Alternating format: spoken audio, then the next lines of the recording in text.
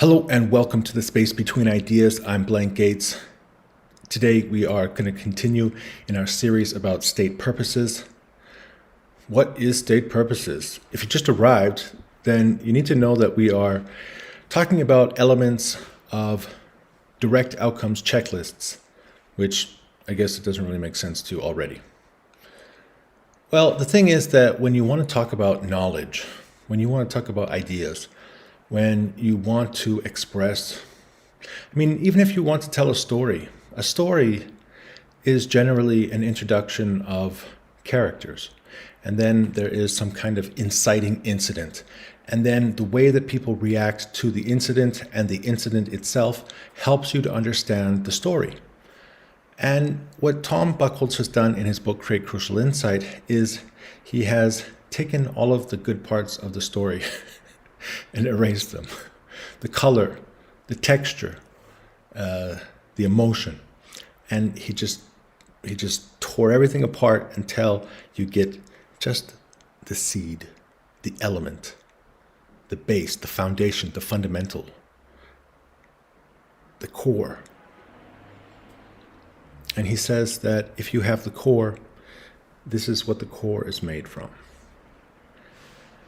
I think this is similar to this idea of these big five personality traits. And why is it that I call this podcast, no wait, this isn't the podcast, this is the live video. So I make three kinds of videos. I make edited videos, live videos, and podcast videos.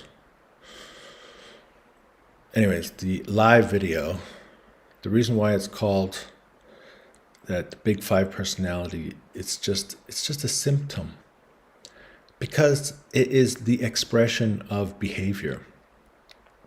When we think about behavior, the things that you're doing, when I walk over into my newly renovated kitchen and I grab some pork out of the slow cooker and I cut it and put it into a frying pan and I add some oil and some spice, and then when I scramble some eggs and put those eggs into the frying pan and cook it all up, and I add some hot sauce, maybe some salsa. All of these things are behaviors, they're expressions. So somebody says, well, if you're, no, Gordon, not yet.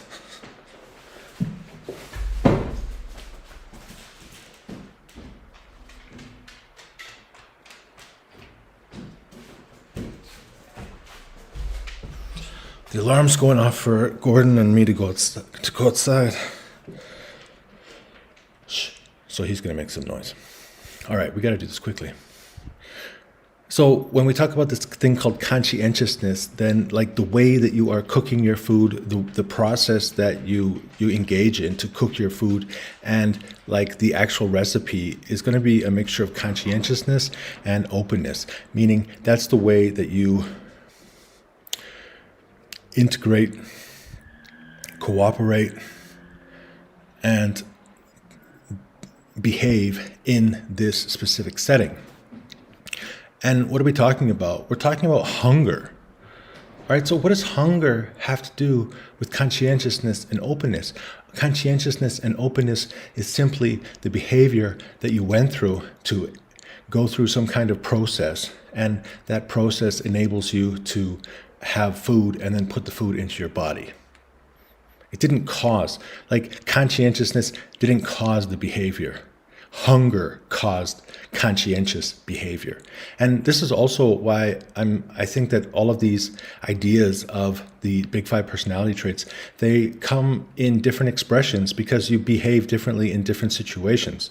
If you are ordinarily not a very conscientious person and suddenly you put somebody behind a steering wheel, they have to drive, and then they're like almost getting into an accident or getting into accidents, and then slowly if you have enough accidents or enough close calls, then that person's conscientiousness will increase. You see? So These are two different examples. I gave you one example of how conscientious itself is not deep enough because it didn't cause the behavior. It only expresses the behavior of something deeper, the desire to eat. And I also expressed how somebody who might be low in conscientiousness in general will therefore increase their conscientiousness as they start to face other things like fear. So that's why I like, okay, big five, yay. You can express behavior in 5 different ways, or in like 10 different ways. Okay, so you're just expressing the way that somebody behaves in a given situation. And that is going to be related to the situation itself, and also how people have experienced situations in the past, and also some things that are inside of them that just kind of manifest themselves in those types of ways. So we've been talking about something I think is much deeper, which is where we talk about how a person is, in general, aiming for something. Set yourself a goal. Everybody has a goal, some goals. And it doesn't matter if you think you do or you don't. Either way, you do. Because, for example, I'm hungry. You're setting yourself as a goal. Okay, so now I need to do some behaviors in order to alleviate that desire. And then I'll have some other appetite, passions, appetites.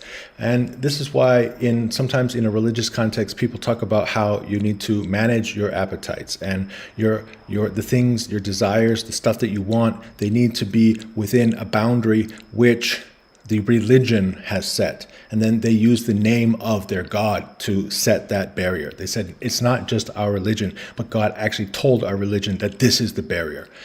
But this also expresses itself in law, in countries, in communities, in corporations, in relationships, in the social contract. Everybody is going to set some kind of barrier. You can go this far, but no farther. And if you go beyond this, there will be consequences. The whole concept of living is to understand responsibilities. And if your behavior goes beyond social norms, then you will have some type of social pain. So, I don't know, man. The things people talk about today are just absolutely crazy because they're coming from a place where they don't have to engage in normal society. Like, society has become so big, and then at the same time, you can exist in society in your little teeny tiny room and not communicate with anybody, which means you're not actually part of society, which means the things that you are expressing inside of your little tiny bedroom are not actually part of getting along in a community. So we get all kinds of weird behaviors. What am I talking about? So anyways, we started with, we're doing a series about state purposes because we want to envision purposes that motivate or can motivate. Purposes that motivate or can motivate. We're talking about hunger, the hunger inside you. So at the top, we got this thing called effects, and these are people who have, I need to see what, I need to do this, I need to feel this, I like to do this, I want to do this. Like, these are innate desires. It's just they wake up in the morning. Like, what do you call a morning person? Like, why would you want to wake up in the morning and then start doing tasks? It's like, what are you talking about? Wake up early in the morning and do tasks.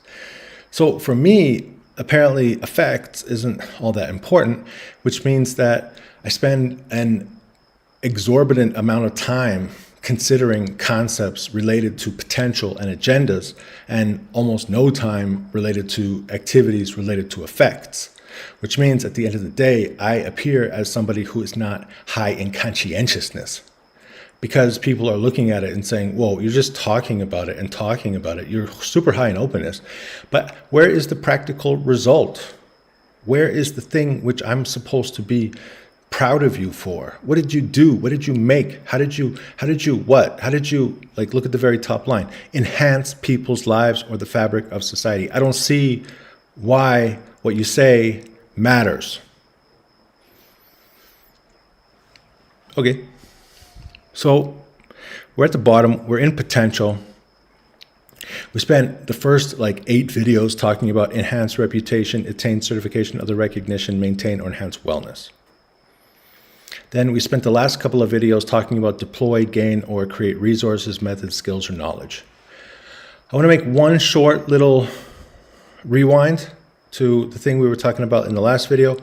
And then I'm just going to do some, what do you call it? When a rap style, freestyle. I'm going to just do some freestyling because I don't know. I got a story about it. Remember in my half-baked idea video when I said, I'll see you in video number 11 because I got a good story about it.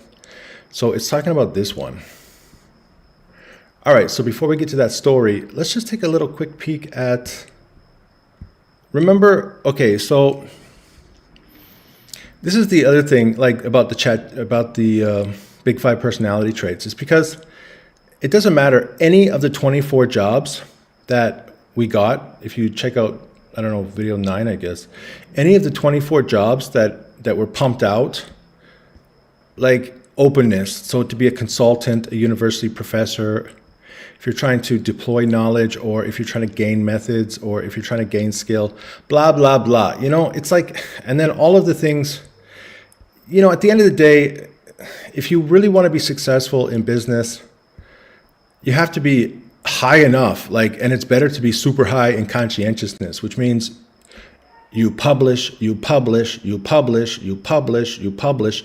And then what does it take to publish? It means you're reading, and then you're comparing, and then you're talking to other people about it, and then you're experimenting, and then you publish. And then it's like you're so focused in the work that it's almost like you have nothing else going on in your life, and you're able to focus and just keep on, it's a vehicle, it's a machine, it's an engine, and it just goes. So this is not like a full human being. This is a person who's deeply focused in one thing so much that other things are not attended to, because it's just impossible to do everything. So conscientiousness, okay, which means that these people are probably relatively introverted, except when it comes to the relationships which are necessary in order for them to reach the level of conscientiousness which they want. Their openness is high enough that they can see things that other people can't see, but it's low enough that they can eventually switch over to conscientiousness and get the thing published. And then agreeableness, it's like almost irrelevant, because, when you write your book, other people are going to be reading it. And so do you actually have to talk to people and communicate with people? You're so focused on publishing that you don't actually have to talk to too many people. But yeah, agreeable enough. And then in some situations, you have to what? You have to embrace, what is it that everyone keeps talking about? Embracing your dark side. Your dark side. Whatever. And then obviously neuroticism, if you're publishing, then okay, well, whatever your neuroticism is, you have to have some type of neuroticism that plays into your conscientiousness. And I think all these jobs are basically the same. So that's why I'm just like blah, blah, blah, Big 5. What's the point? It's just basically a dictionary entry. And if you understand the definition of the word, then you can use those words in regular conversations about things which are deeper. Things which are deeper. And the deeper things which I am alluding to are, of course, purposes. Purposes that motivate. Now, the last thing I just wanted to say was, remember I bumped into this marketing manager in Paris. We met again, and just want to show one little part of the thing that we talked about, which is relevant to our discussion. Basically, we took the different ideas that we were talking about in video number 9 or 10, I guess. Video number 10. I guess it's just the last lesson, right? And he's actually in a situation right now where there's like some emergency. There's some crack in the demand from the customers. And the crack in the demand from the customers means that the middleman, the producer, the product producer, the franchises, the bottling companies, they're like, wait a minute, we're going to switch our production line to something else because people aren't buying what you're selling. like we're in emergency mode. And this is obviously a marketing problem. So he came up with a bunch of ideas. I'm not going to show you his ideas. They're actually above this, but I will show you the ideas that we have come up with. What we did was we just took, remember, so, okay, look, so openness, it's like 8 to 10, obviously. Extroversion, 8 to 10. Agreeableness, 7 to 9. Conscientiousness, 8 to 10. And then low in neuroticism, just like every other profession. Ridiculous. And then we went down to something that actually matters, which is like, okay, so I took all of these things like sharing best practices in marketing, advising on branding strategies, providing insight into customer behavior. Okay, what is this? So that means deploy knowledge. Deploy knowledge. Deploy knowledge. Now, in this case, it is he. Yeah, well, so exactly. So he is going to be guiding and influencing the bottling companies. He needs to provide some knowledge with them. And to be more precise, he is an executive. What do I mean by executive? If we go to, what is this? Oh, this is a different project. All right, so if we look at this, you know, the very first thinking table from my course, based on a lot of it, most of it's based off of Tom's work. Well, particularly, this is actually the roles. See, look, it's the roles and functions come from a blog post written on Tom's Blogspot blog. Although I can't find that blog anymore.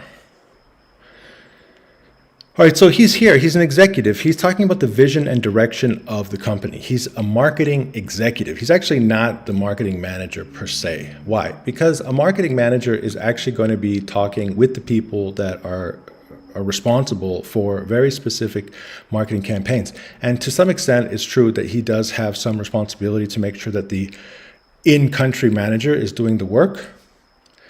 But he is more focused on setting the marketing vision. He does, to some extent, require some, he does some coaching with the managers, and he does some analysis of the data. So he does have a desire for thinking frameworks. He does look at the data, but then he's just using it to better establish a vision. And then he tries to help the manager, the in-country manager, because these are different African countries, that each of them have, well, actually each bottling company has their own marketing manager. And so let's just go back to that idea. Sharing best practices in marketing. So this is like, okay, if you're a marketing executive, you're working with a marketing manager and they are a bottling company, then it's like, all right, so let's get the history and let's understand what's working in this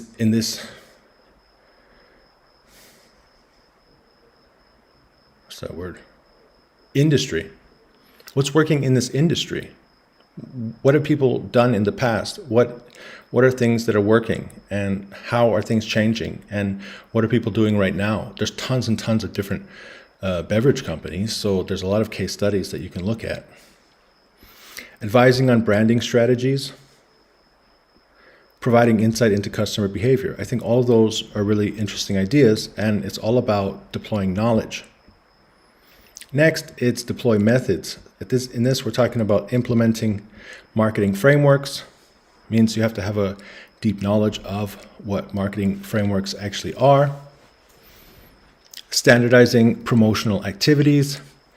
Ensuring consistency in brand messaging. I mean, like, what's the difference between knowledge, like sharing best practices in marketing, and then deploying methods, implementing marketing frameworks? So here we're going to talk about what best practices might look like. Here we're actually using a framework to put it into action. Here we're talking about brand strategies. Here we are actually looking at the promotional activities that we're doing right now and making sure that they're standardized. Here we're looking at the customer behavior, and here we're making sure that the customers are getting the right message. All right, creating methods. So innovating marketing campaigns, because then eventually adapting strategies to local cultures, what is going on? So what we did was we just copied and pasted this. There's 3 times 6, I think. There were 18. We put it into this. Basically, we came up with 2 categories. On the one hand, it's related to customer research and localization. That means providing insights into customer behavior, data regarding target markets, what they care about, where they like to hang out, values. So if we're talking about drinks, let's just use orange juice as an example. Providing insight into customer behavior. So where do people like to drink orange juice? What kinds of people drink orange juice? When do they drink the orange juice? And what are other things that orange juice drinkers care about? Where do they like to hang out in general? Where do they like to hang out and drink orange juice? All right, and what are the values of orange juice drinkers? So we're going into this thing where we're trying to understand the customer. Next is adapting strategies to local cultures. And this could be very interesting. I remember when I was in China that each city basically had their local language. They had their local dialect, which was different than, for example, Shanghainese, they spoke a different dialect. And then Hong Kong, they speak Cantonese. And in Beijing, they speak more standard Mandarin.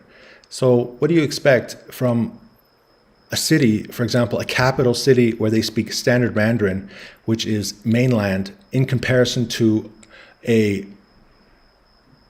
port city like Shanghai, where they have way more interaction with the international community, and there's all these headquarters of businesses, whereas in Beijing, they have all these headquarters of businesses that are related to think tanks and universities and government agencies and embassies. So it's a very different culture, and they're very different types of people. And then Hong Kong is what? It's an island. This is a whole other situation. And it was owned by Great Britain for 100 years. And now it's like they're trying to figure out, who are we? And it seems like mainland China has pretty much dropped the hammer on that one. Which means that local cultures are often very different, even if you just cross the street. So how does this information in the customer research and localization business connect us to promotional activities? So we took all of those. You can see that the underlined thing actually comes from the ChatGPT response. Maybe we kind of edited it just a little bit. But here we go. So at the top, the executive is going to be sharing best practices, brand strategies in marketing, meaning increased brand awareness. So this marketing manager, he said, okay, so I really want to train and strengthen the teams.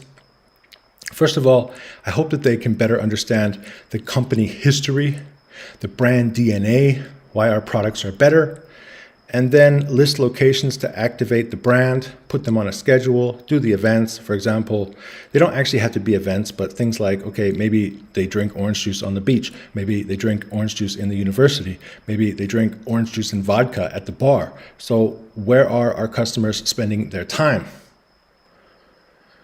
Once you have a picture of the very specific customer segments that you are trying to reach, then we want to start to design unique promotional events, meaning that we want to adapt our strategies to local cultures and to the customer behavior. And then after we have some designing of some unique promotional events, we start to integrate them within some marketing campaign. So like when things happen in the real world, then we need to capture those things by video, by pictures, and then we put it into our social media system, where then it gets back to other customers that might like to see that experience. Then we have the innovative marketing campaigns. Okay, so it's just telling us to think outside the box. I have other checklists from Tom's book that help us to be more innovative.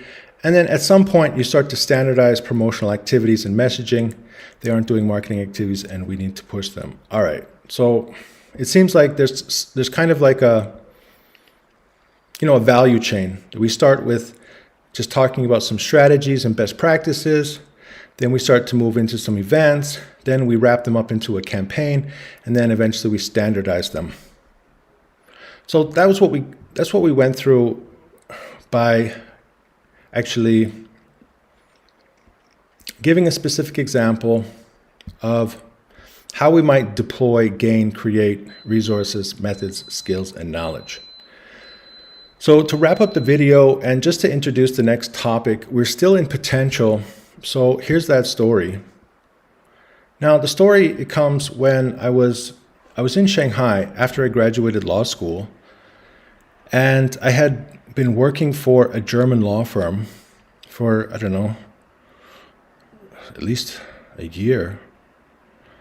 And they started to express the idea that because I don't have a lawyer license from Canada, there was some, glass ceiling.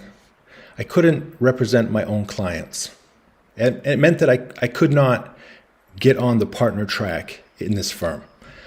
And they said, we're happy to have you. We like the work you're doing, but, is this the best situation for you? So then, of course, I was like, I had to figure out what's going on. I started going to events. I went to the European Chamber of Commerce events. I started meeting other lawyers. I started looking at other law firms. And it became more and more clear, like, oh, wait a minute, I can't be a lawyer in China. And there was this one firm, it was an American firm, and the owner, it's like the oldest US firm in China, and the owner of this firm, he loved doing business, and because he'd been in China since George Walker Bush, that's his name. George Bush Sr. was the chief liaison officer. He was there. He drove Mr. Bush, President Bush Sr. around in his car, and he helped hundreds and hundreds and hundreds of U.S. companies enter China. This is the most experienced U.S. law firm in China. It's the oldest, and it has a very, very close relationship with the U.S. government. So I'm in this car after I got a job, and then he's like, okay, so I got this other idea for this certain type of business, and then this is the people that you're going to be working with, and these are the events we're going to be attending, and these are our objectives. And I was like, this is business. This has nothing to do with law. So it was crazy. And that's one of the reasons why I eventually finished working there and I moved to Silicon Valley, because I needed to understand, what is startup culture? What is this? How do we do business? I needed to have some kind of foundation of what it means to do business. Like, how do I understand this behavior? And then I've spent the last 10 years talking about it with managers from all over the world to understand what is doing business. And then now I've started actually doing business, and 10 years later, it makes more sense. So we're in the car, and the driver, I don't know, we were leaving one of these events of Chinese millionaires, and he was talking about the other partner, one of the other partners, and he said, there's always a driver and there's always a passenger.